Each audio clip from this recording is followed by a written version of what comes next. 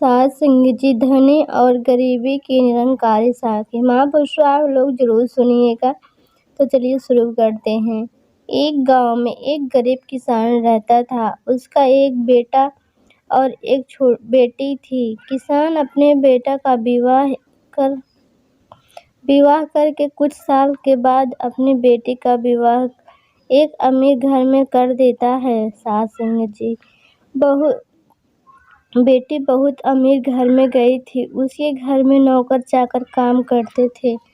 किसान अपने दोनों बच्चों का विवाह करके इस दुनिया से चला जाता है। सात संग जी, बेटी को धन की तो कमी नहीं थी, वहीं बेटा बहुत गरीब था। किसी तरह खेती मेहनत मजदूरी करके अपना परिवार का पालन पोषण करता था।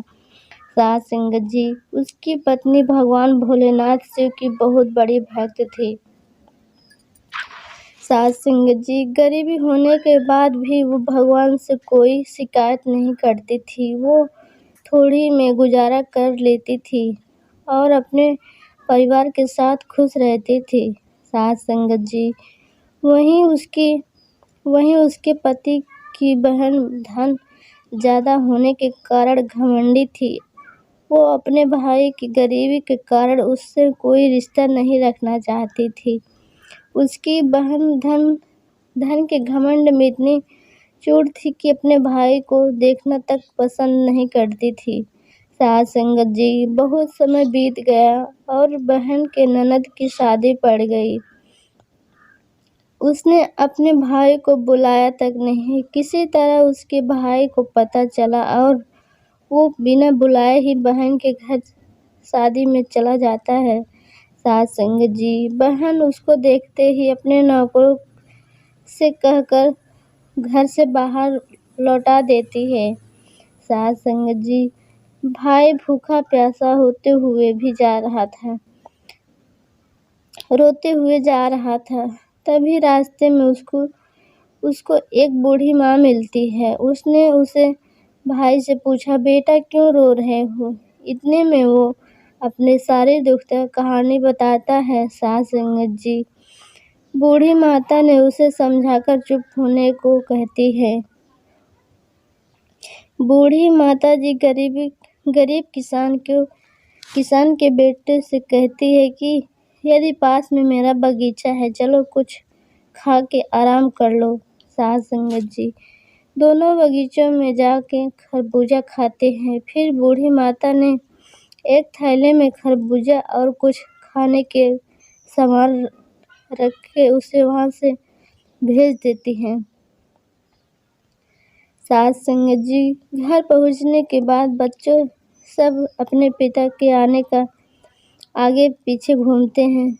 उसकी पत्नी अंदर से पानी लेकर आती और तुरंत थैला हाथ में लेकर देखने लगती है कि मेरी ननद ने क्या दी है। बेचारा भाई वहां से चला जाता है। सात संगत जी, कहते हैं ना, भगवान की किस्मत जब भगवान किसी का साथ देता है तो उसकी किस्मत कब चमक जाती है कोई नहीं जानता। सात संगत जी, उसकी पत्नी जैसे ही उस खरबूजा को काटती खाने के लिए, उसमें बीज के जगह हीरे मोती चमक रहे थे। सात संगत जी, वो बहुत खुश होती है देखकर। फिर अपने पति को पास जाकर कहती है कि दीदी को हमारी गरीबी देखने नहीं गया, इसलिए इतने सारे धन दी है।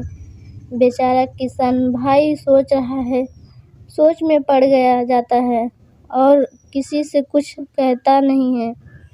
अब बेचारा भाई भी बहुत धनी और पैसे वाला हो गया।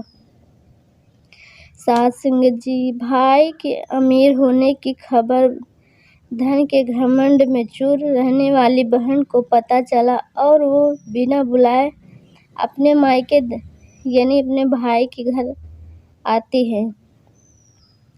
सात संगत जी, ये देखकर भाई के मन में सोचता है कि जब मेरे पास धन नहीं था तो बहन मुझे देखना तक नहीं चाहती थी। सात संगत जी, फिर भी वो और उसकी पत्नी ने उसका आदर सत्कार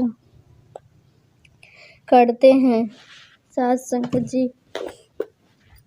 कुछ दिन के बाद बहन को ससुराल से बुलावा आया। उसके भाई और भाभी अच्छे कपड़े, मिठाई खूब उपहार देकर विदा किया। सास संगत जी, सब देखकर उसकी बहन के आंखों से आंसू आ जाते हैं। उसको समझ में आ जाता है कि धन ही सब कुछ नहीं होता है। सास संगत जी, इसीलिए कहा जाता है प्रेम भाव सबसे रखना चाहिए। अच्छा स्वभाव और दिल का बड़ा होना भी चाहिए। सास संगत जी, ये दातार कहते हैं कि सब रखना चाहिए, सबसे मिलजुल कर रहना चाहिए। सास संगत जी,